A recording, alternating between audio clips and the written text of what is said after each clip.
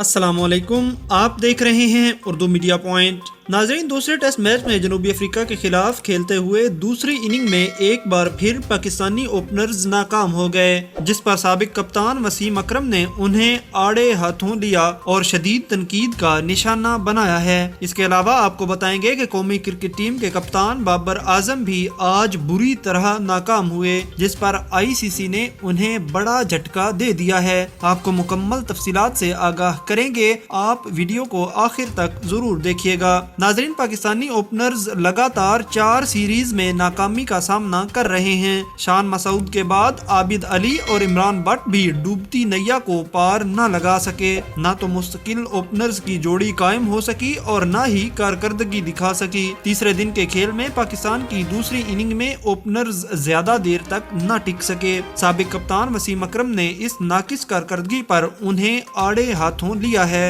उनका कहना है कि पूरी टीम महज 2 लोगों बाबर आजम और फवाद आलम पर इन्हिसार कर रही है। हमें ओपनर्स पर सख्त तवज्जो देने की जरूरत है, वगरना मिडिल ऑर्डर पर मजीद बोझ आन पड़ता है और कारकर्दगी 0 हो जाती है। इसके अलावा आपको बताएं कि दूसरी इनिंग में कौमी क्रिकेट टीम के कप्तान बाबर आजम मुखालिफ टीम के स्पिनर महाराज का शिकार बन गए और यूं टेस्ट चैंपियनशिप में बाबर आजम को बड़ा झटका लगा है और वो नंबर 1 से नंबर 2 पर चले गए हैं। बाबर आजम ने 71.07 की औसत से 924 रन बना रखे हैं। दोस्तों, आज की वीडियो से मुताल्लिक कमेंट्स बॉक्स में अपनी राय का इजहार जरूर कीजिएगा। अल्लाह निगहबान।